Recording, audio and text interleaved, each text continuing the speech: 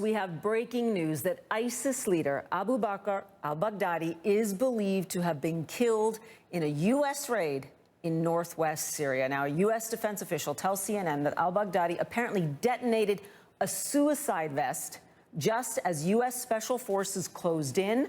Final confirmation is pending, of course, that all-important DNA analysis and, of course, other positive identifiers. Al Baghdadi has been in hiding for 5 years, we remind you, and we're being told that locating him, of course, this time as well, was based on CIA intelligence.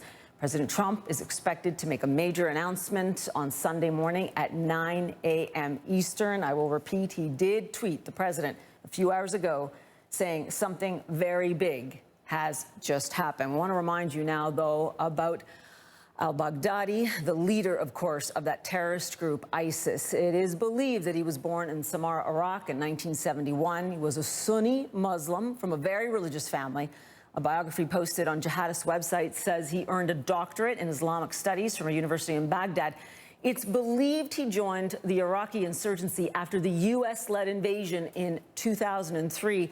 He was later captured and spent 4 years in a U.S.-run prison camp in southern Iraq until his release in 2009. Now, within a year, he became leader of al-Qaeda in Iraq, but eventually broke away to form the Islamic State of Iraq and Syria. The U.S. is now offering a $25 million reward for al-Baghdadi's capture. What we do know, of course, was that this raid was based on CIA intelligence in an area where normally the United States would not even have boots on the ground, and that is highly significant. Cedric Layton is a former deputy director of the NSA and is a CNN military analyst. He joins us now live from Washington. And I want to talk to you about that. We've got northwest Syria here, right? An area where it's conceivable that without tipping off the Russians or Turkish forces or the Syrian forces, that they would have had to get air clearance, right? Or do you believe this was more about the way the Osama bin Laden raid went in Pakistan, where you really try and tell no one? Well, Paula, it could be both. There is, perhaps one of the parties involved, like Turkey, may have known something about this, or the Russians may have known something about it, because it is in the interest, actually, of both countries that Baghdadi be eliminated from the scene. So it is conceivable that they did it that way. But what I think is more likely, until we get more information, my hunch is that this was done without telling either country, but we'll see if that turns out to be correct. Either way, with flight clearances, it becomes a huge issue. You have to, make sure that every single piece of airspace that you're going to be transversing actually is available to you, and that there's no conflict with another side. And that's pretty tough to do in an environment like Syria, especially that part of Syria, which is right near the Turkish border. Especially when you have, of course, the Russian Air Force right now dictating a lot of what happens in that airspace, and knowing the tension there. It's not unheard of that the United States and Russia wouldn't cooperate on something like that, but of course, extremely complicated. Dramatic details here that we're getting from our Ryan Brown at the Pentagon, saying that he had a suicide vest. I suppose you'd have to assume that he would know that the Americans were looking for him wherever he may be and would have had this kind of a plan. But really dramatic details there. Well, absolutely, Paula. And on the suicide vest, there were intelligence reports that came out in the public domain a few years ago that al-Baghdadi actually slept with a suicide vest on his person. So this is not a surprise, based on those reports, that this actually was how he lived, in essence, carrying a suicide vest with him at all times.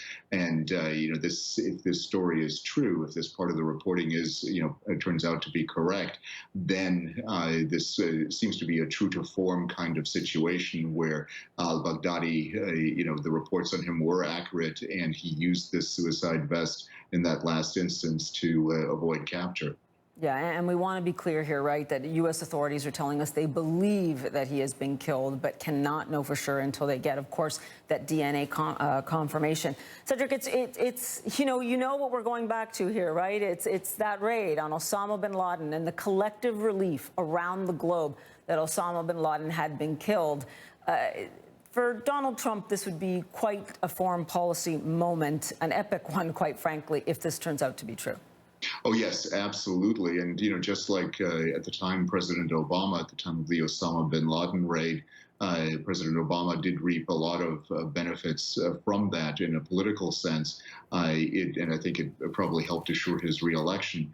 The other thing that, Donald Trump has to look forward to is certainly a bounce in that sense, in terms of his foreign policy credentials or chops. In this case, of course, the people that really did the work are the intelligence agencies and the military raiders that actually performed this mission.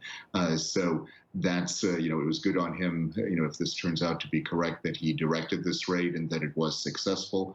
It certainly beats any type of unsuccessful situation which we've had in the past, such as the raid to try to free the Iran hostages way back in 1980. And those are the kinds of things that can make or break a U.S. president, quite frankly. And in Donald Trump's case, it probably couldn't have come at a better time. I was going to say, you even had people like Senator Lindsey Graham saying that basically Trump's policy in Syria was now a shambles, given the fact that those U.S. troops on Donald Trump's order had moved out of Syria and allowed the Turkish forces and now Russia to move in there. And yet this will allow him, what, Cedric, do you believe, to, as if they knew what they were doing all along in Syria, and that this would be a victory that he can take to the ballot box? Sure. In many cases, certainly the people that are in President Trump's corner are going to say, he knew that this raid was going to take place. He had confidence that it would succeed, and therefore, this was part of a master plan in order to do these kinds of things. My view on this is that it probably wasn't as neat and easy as that, although clearly the president had information on the raid, had helped listen to the different people from the special operations community who would brief him on this. And he also looked at this and said, he gave it that green light to go ahead. And he probably thought, if the raid is successful, I can open up this area to Turkey and it won't matter anymore. So that may have been part of his thinking. Now, whether it matters or not, I think that's a subject for debate. But that's, one of those nuances of military and national security policy that may very well get lost in the, in the heat of battle in terms of the election campaign. Yeah, but it is important nuance in the point that he will have been privy to briefings about what was going on there on the ground in northwest Syria. And of course, we'll be able to explain that at a later date if he chooses to. As I said, he did a tweet saying something very big has just happened and that we will hear from him early in the morning. Colonel Cedric Leighton, thanks so much. We appreciate your time this evening, especially in giving us that context. I now want to go back